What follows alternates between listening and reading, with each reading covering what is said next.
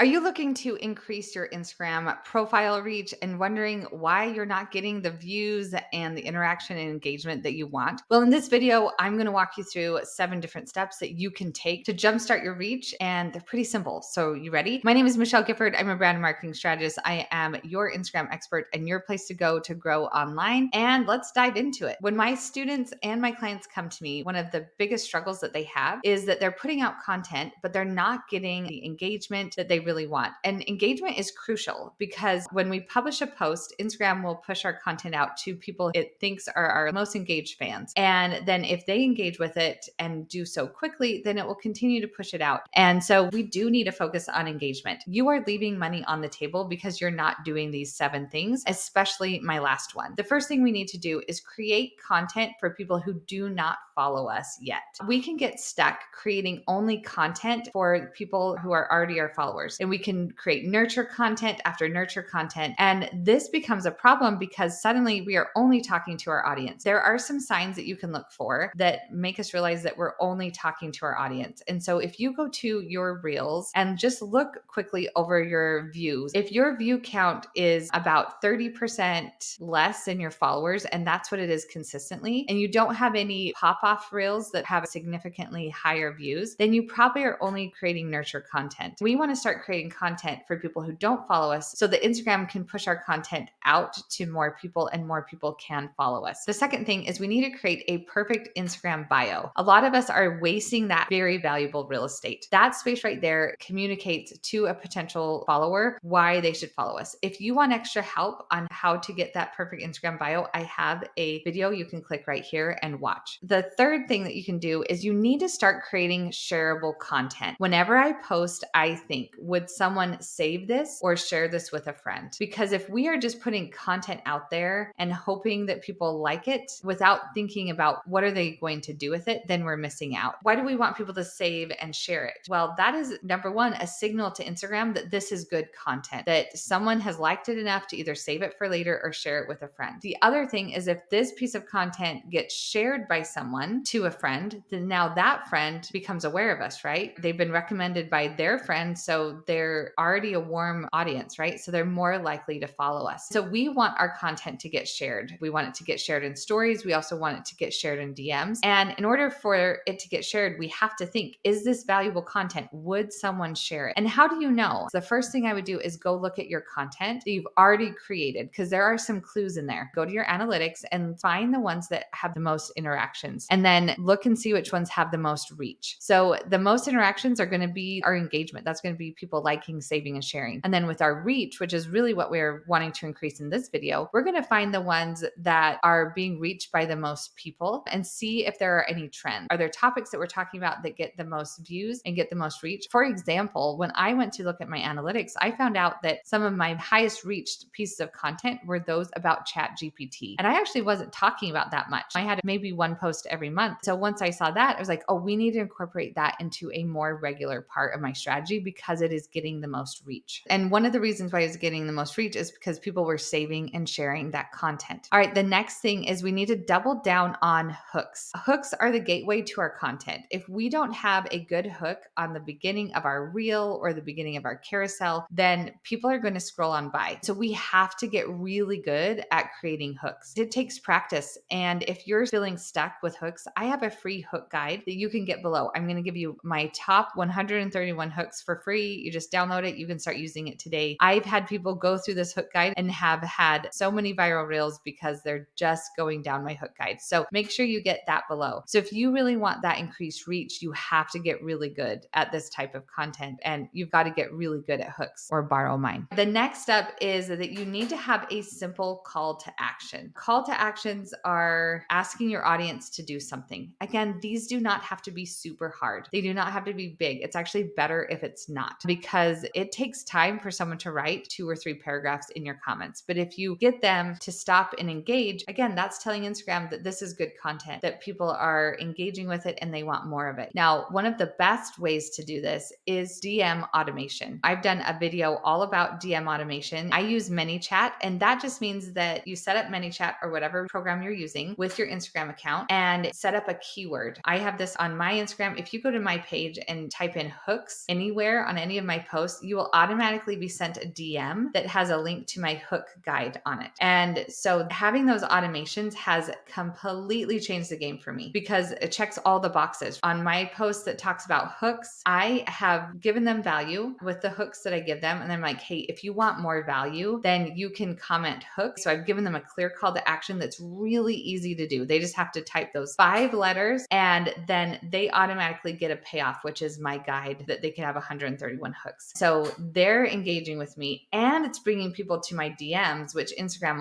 loves because it's where people who are close to each other are interacting and engaging in DMs. And it's also serving my audience. It's doing all of those things. So I am a huge proponent for DM automation because it makes my job easier. And then we need to have attraction content. Now, this goes back to what I said at the beginning, which is create content for people who don't follow you. There are 3 types of content that we should always be creating: attraction content, nurture content, and sell content. When we are trying to grow our audience, then we need to focus on attraction content and then also having that nurture content that nurtures our current audience. But a lot of people are already doing that nurture content. And if we want to grow and expand our reach, we have to think about how can we talk to people who don't follow us yet? What kind of topics are on the edge of my niche that I could start talking about that would bring people in? Let's talk a little bit briefly about the edges of our niche because I know it can feel a little bit confusing. Let's say you're a sustainable fashion brand and you are teaching people how to buy clothes that are sustainable and not just fast fashion. Okay. If you only talk about sustainable fashion, then your niche is like this, right? It's very focused, it's very centered, and it's a little bit smaller. But if you expand your niche to look like this, then you could start talking about how to shop your closet, how to build a capsule wardrobe. Those are all things connected to the center of your niche, but it expands it enough that you can invite people in who are interested in creating a capsule wardrobe, who would also probably be interested in sustainable fashion, but maybe they're not looking for it directly. And so as you go to the edges of your niche, that's how you build that attraction content. You find those topics that are a little bit broader that more people are engaged with. One of my clients is a plant shop, and we found out that there's one plant that most people have and most people talk about more than any other type of plant. It's a fiddle leaf fig. So we found out that that's been more of our attraction content because it is the type of topic that more people are looking for and consuming. And so that would also be considered on the edges of your niche. So building engagement is important, and doing these 7 things will absolutely increase your reach. If you have questions about this, make sure you comment, turn on the notifications, and we'll see you next time.